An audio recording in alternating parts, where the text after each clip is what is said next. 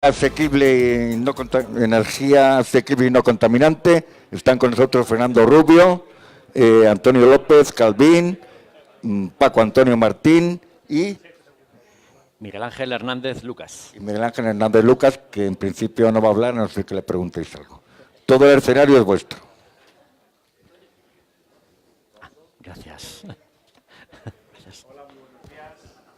Muy buenos días a todo este maravilloso foro que se ha creado en torno a esa redefinición o redescubrimiento del Diciendo que espere.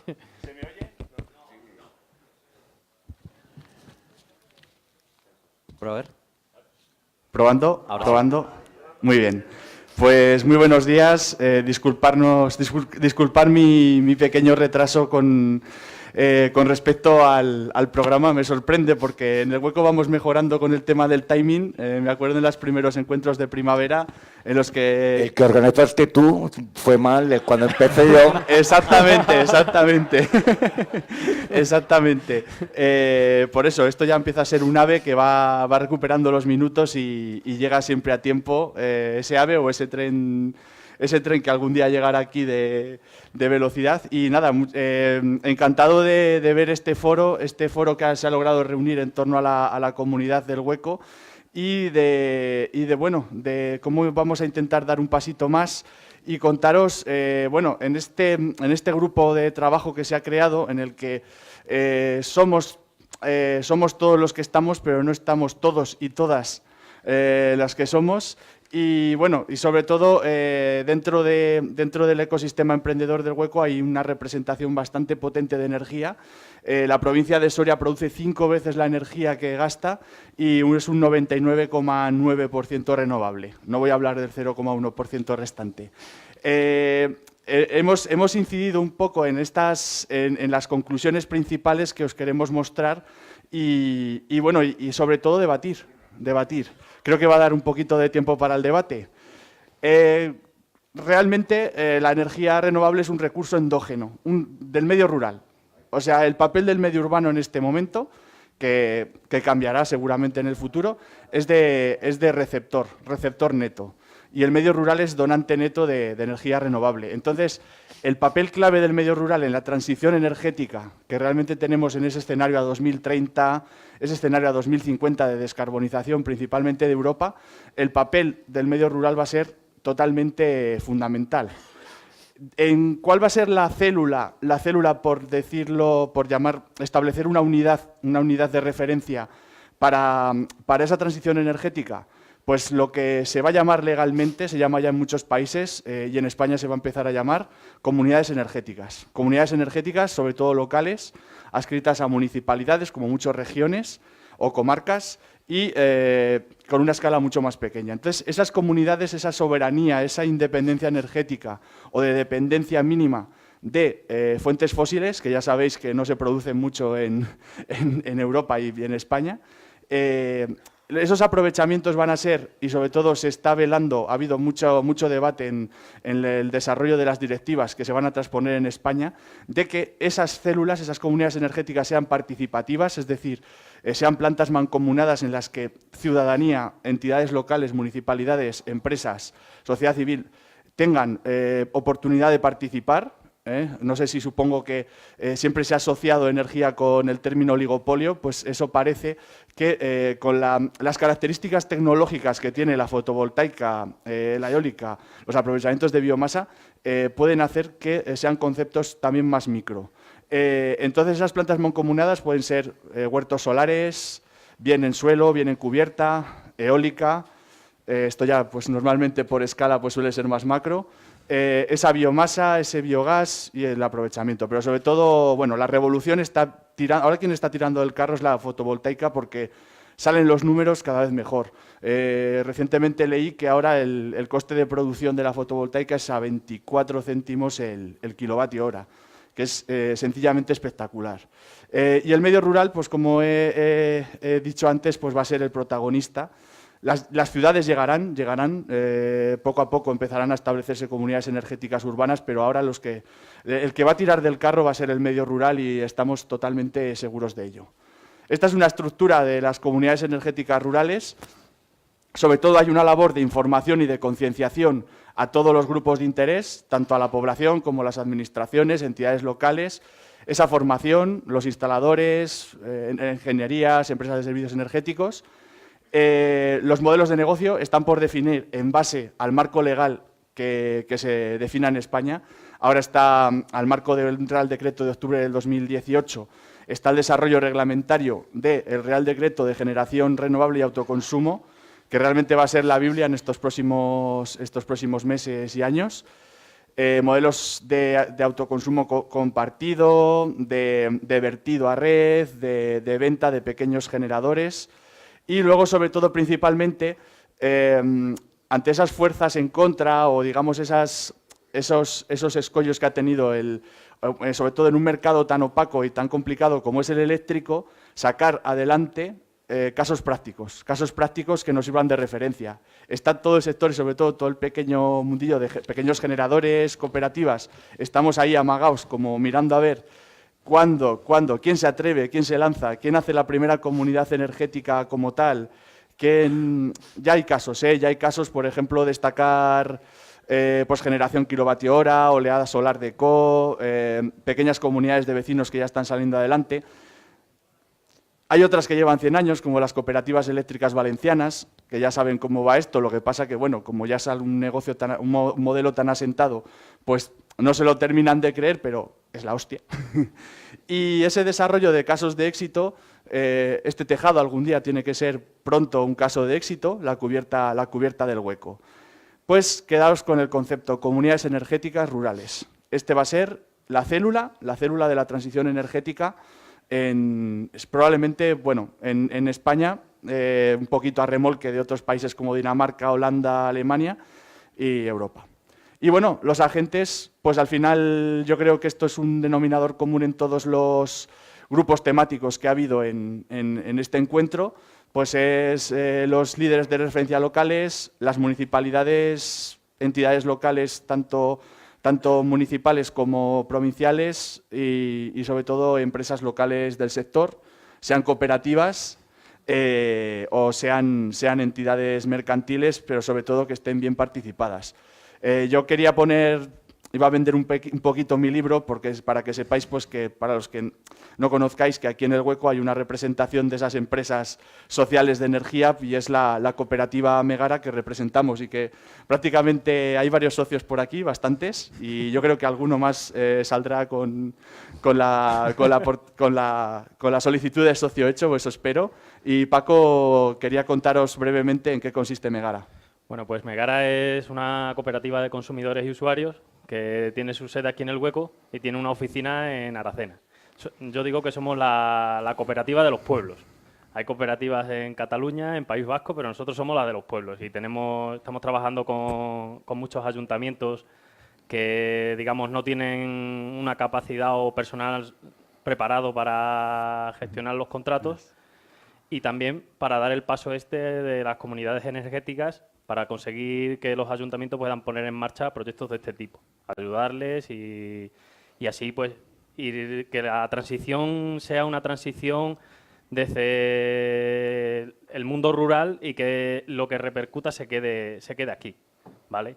Entonces, pues llevamos ya 3 años trabajando en la cooperativa, tenemos ya más de 300 socios, esperemos que seamos muchos más dentro de poco y bueno, la cooperativa ofrece este servicio de asesoramiento, de transparencia y enfocado a las energías renovables y a conseguir que esa producción que, por ejemplo, la provincia de Soria, como ha dicho Fernando, es 5 veces mayor, repercuta creando empleo en el territorio a través de una comercializadora, ¿vale? No sé, ¿alguna cosita más? Bien, pues lo dejamos para el turno de debate.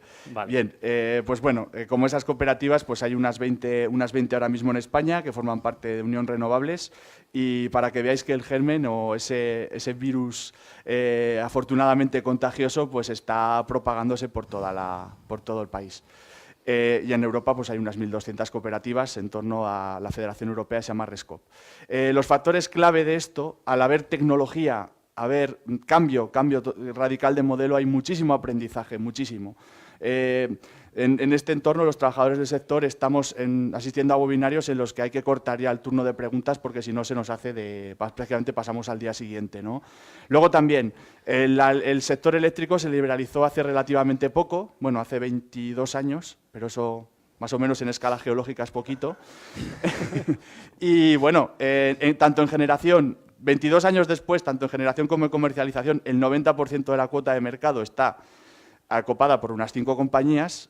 Entonces, bueno, esas 5 compañías pueden tener una lógica resistencia al cambio. Y luego también para cuestiones de innovación y desarrollo, las pequeñas pues solemos ser más dúctiles, más ágiles y, bueno, aunque todo llega a todo el sector, pues podemos ser esa avanzadilla.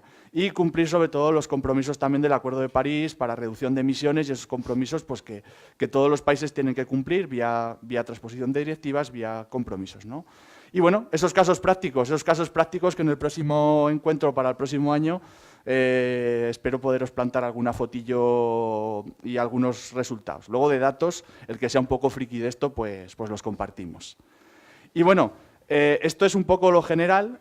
Ahora queríamos, en torno a varios aspectos clave que detectamos hacia la concreción y queríamos compartir.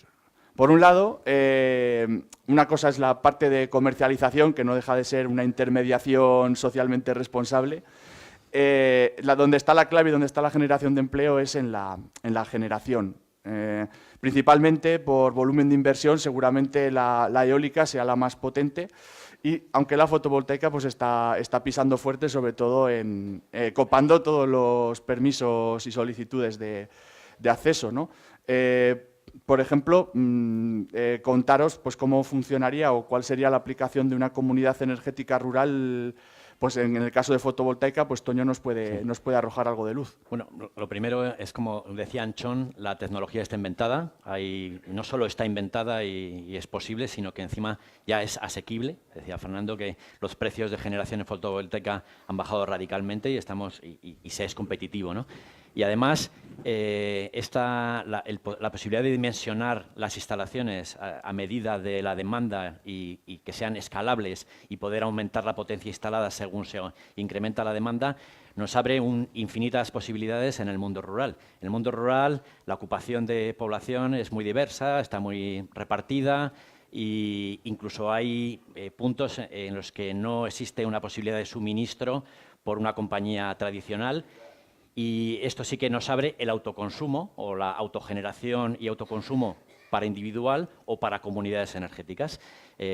Por ejemplo, un regadío, ¿no? Un regadío, el coste de la energía es uno de los factores de coste altos, que con con una instalación fotovoltaica de bombeo se consigue reducir notablemente. No solo reducir ese coste, sino poner un punto energético en un sitio donde no sería posible tenerlo antes, con lo cual se está abriendo, pues si no se puede asumir el coste de forma individual por un regante o por un agricultor o por una nave en algún punto, sí que existe esa posibilidad de hacer una generación comunitaria con una red que dé asistencia a varios puntos de demanda, ¿no? Con lo cual esto nos abre la posibilidad de ocupar de otra forma el mundo rural, la posibilidad de establecer economías en sitios donde no era posible antes. La energía es uno de esos factores que si no existe esa energía no es posible crear esa economía, con lo cual, pues bueno, yo creo que esta tecnología y la disponibilidad energética y que sea tan sencillo, entre comillas, nos abre una posibilidad de desarrollo de este mundo rural. Así es. Siguiendo con el tema del ejemplo, para que veáis cómo puede crear empleo una instalación de generación renovable, en este caso de gran escala, tenemos el caso de los parques de Cetasa.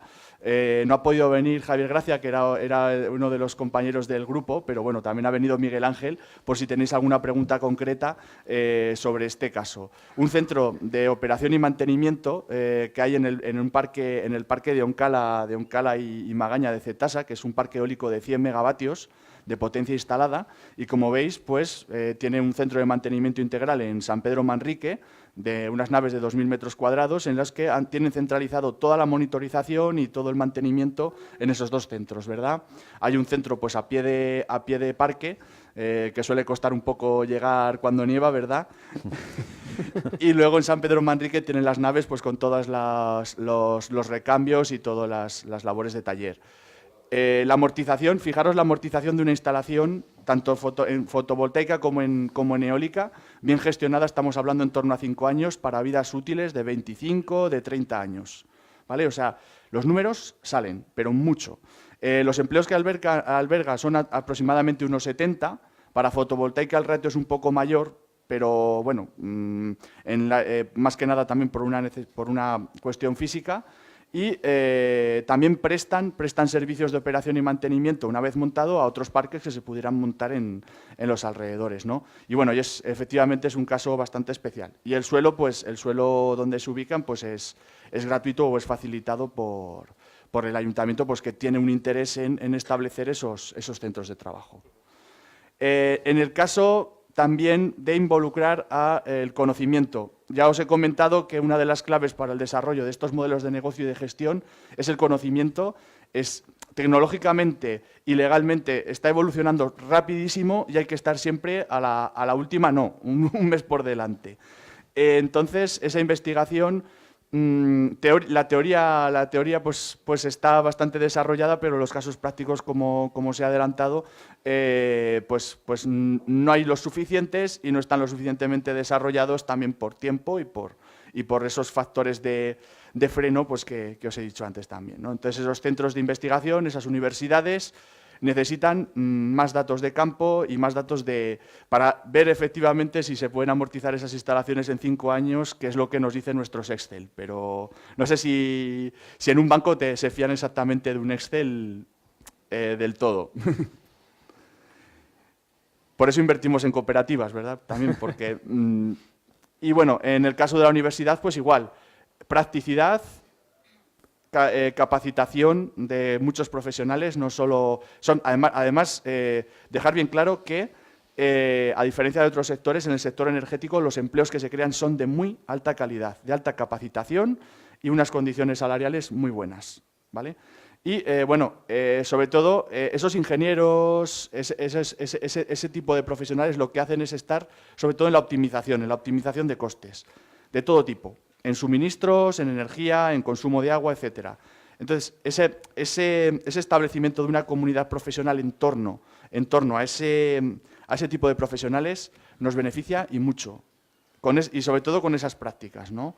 Y bueno, por otro lado también el tema financiero, ¿no? Esa reinversión, esos beneficios, ¿no? Esas mancomunidades. El planteamiento de las cooperativas es que esos beneficios se reinvierten y hay unos criterios muy claros por estatutos para eso, ¿no? Y también los ayuntamientos también pueden, reclamar desde el uso, pues unas tasas de uso del suelo, tasas de gestión del uso público y, pues esos criterios de reparto y que esos ayuntamientos sean beneficiarios directos y a veces también participantes de esas comunidades energéticas.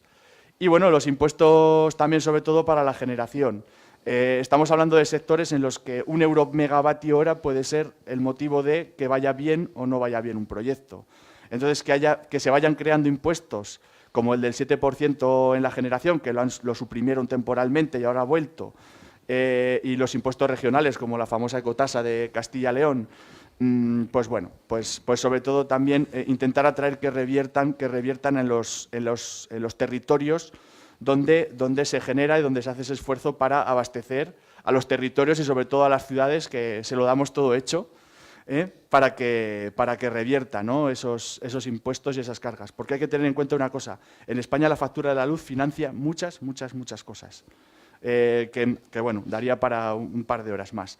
Y por mi parte, sobre todo, invitaros a todos a que, ya que os suena esto de comunidades energéticas locales, que sepáis que están las puertas abiertas para participar de forma activa. Muchas veces, como un socio que hace su aportación y se entera un poco y tiene su suministro de luz con una eléctrica local, y para los que os queráis implicar más, pues veréis que es una aventura apasionante que va dando sus resultados y que la transición energética va a ser uno de los pilares del bienestar de las próximas décadas. Muchas gracias.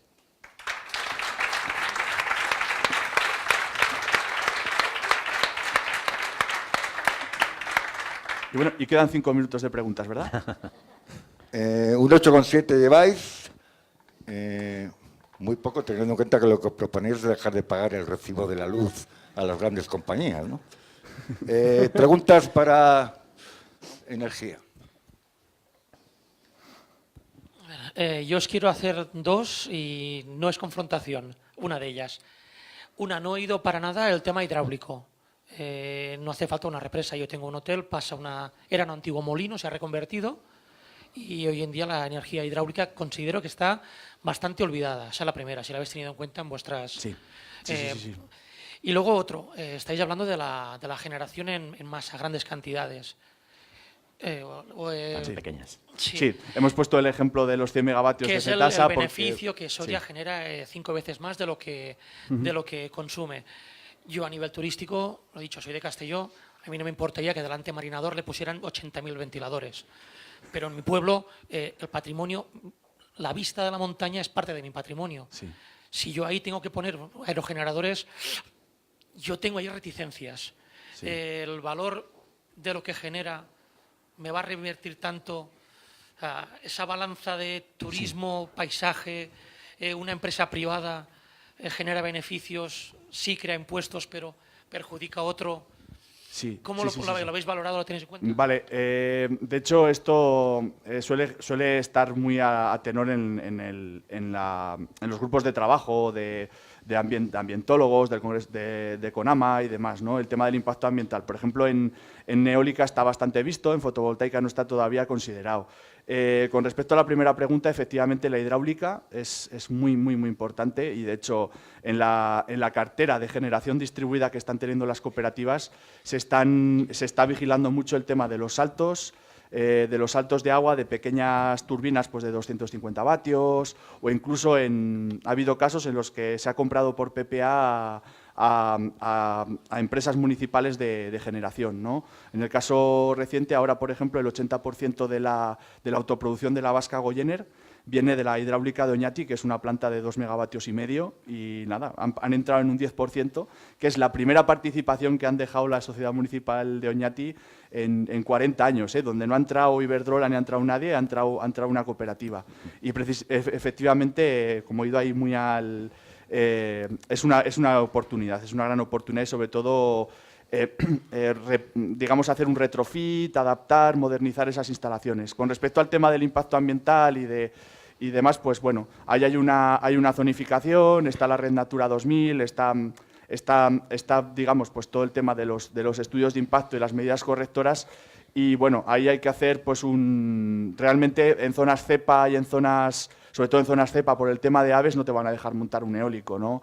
Ahora parece que por fin hay una tecnología suficientemente aceptable de cimentación para los parques eólicos offshore ya en costa, en zonas de mayor profundidad, no solo como en el tema del Mar del Norte. Y claro, efectivamente, también con el tema de hacer una cubierta solar, tienes que vértelas con una comisión de patrimonio, ¿no? Que en zonas de cascos antiguos no te van a dejar ponerlo, ¿no? Ahí ya, pues según las zonificaciones, pues nosotros realmente, pues respeto total y seguramente un par de pasos más adelante al tema de impacto ambiental o impacto al patrimonio. Un par de preguntas, hay una por aquí. Una consideración Sí. solo con el tema de la hidráulica. En energías renovables hablamos de las gestionables y las no gestionables. Una planta fotovoltaica obviamente no puede producir de noche o un parque eólico no puede producir cuando no hay viento. Pero una hidráulica sí nos puede servir de almacenamiento con un sistema de bombeo. En momentos en los que la energía es barata o estás produciendo con un aerogenerador pero no la consumes, puedes hacer que con un sistema de bombeo el agua retornarlo hasta la parte más alta, de forma que haces ese almacenaje de una energía que luego vas a poder gestionar, porque tú sí puedes abrir la compuerta cuando quieras si tienes el agua arriba, ¿no? Entonces esto nos ayuda en un sistema híbrido con ese mix de energías, distintas energías renovables, a tener una cobertura total durante el día. Efectivamente, hay un caso muy potente que es el de Gorona del Viento en la Isla del Hierro, que combina eólica con elevación de agua y tienen ya un porcentaje de autosostenibilidad brutal. Y eso es lo que se quitan de fuel, que mandaban allá una central térmica y que, bueno, realmente si meten ya en el mix, meten fotovoltaica y se animan un poco a terminar el sistema, lo autosostienen. ¿Algo que añadir? Sí, Miguel Ángel. No sé si Sí. funciona. Respecto a lo que comentabas de si hay un cierto retorno respecto a ese impacto ambiental que tienen los aerogeneradores, yo creo que no se llega a saber todo ese retorno que hay, porque nosotros cuando solicitamos la autorización para un parque eólico y pasamos esa declaración de impacto ambiental, que es exhaustiva, que comentaba Fernando, determinadas zonas con problemas de avifauna o red natura, es imposible hacer un parque eólico, pero en donde sí se puede, a pesar de ello existen unas compensaciones que tienen que hacer las promociones, que van desde reforestaciones, temas de extinción de incendios, que al final eso recae en beneficio de la comunidad donde están puestos esos aerogeneradores. Sí. Mi pregunta es, un pueblo que quiera montar una comunidad energética rural, ¿qué pasos en plan práctico tiene que dar? Vale, sí, bueno, yo me anticipo un poco a lo que creo que se va a publicar en el Real Decreto de generación y autoconsumo. Los ayuntamientos, por ejemplo, en sus suministros municipales seguramente puedan establecer instalaciones de autoconsumo compartido. Ellos mismos como promotores, o sea, como ayuntamiento, ¿no? Viendo un ejemplo más macro, está el de Barcelona Energía, por ejemplo, que ha hecho su propia comercializadora para sus propios suministros y les han dado como una cuota de 20.000 hogares que lo van a destinar a hacer su propio bono social con esos excedentes de generación.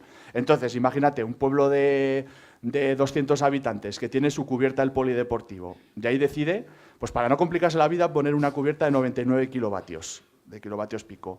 Y con eso, pues tira cable y cumpliendo ciertas premisas, pues a lo mejor puede autoabastecer pues, al ayuntamiento, al consultorio médico, al centro social, etcétera. Y entonces puede autogestionar eso, ¿no? E incluso si tiene algún hogar o hogares de casas sociales en riesgo de personas en riesgo de exclusión, pues meterles esos excedentes de energía. Luego, bueno, cada vez esas múltiples instalaciones incluso pueden convertirse en puede haber varias cubiertas y con un controlador dinámico de cargas, con diferentes perfiles, pues pueden ir cubriendo las demandas. Eso ahora mismo la tecnología está, incluso estuve viendo ayer en Zaragoza un aparatito ya que se aprende tus curvas de carga y te gestiona en función de los precios de la tarifa y en función de tus producciones el óptimo para ese autoconsumo. Entonces, técnicamente es muy posible y son soluciones amortizables en 5 años para vidas útiles de 30.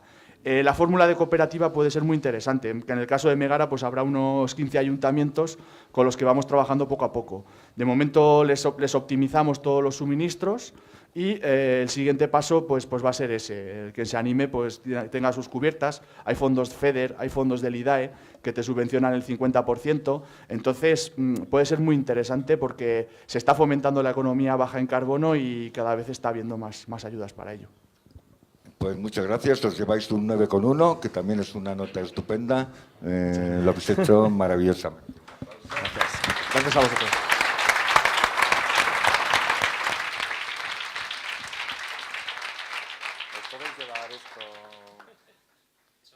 Bueno, vamos a entrar ahora en el acto de clausura. Voy a pedir a los representantes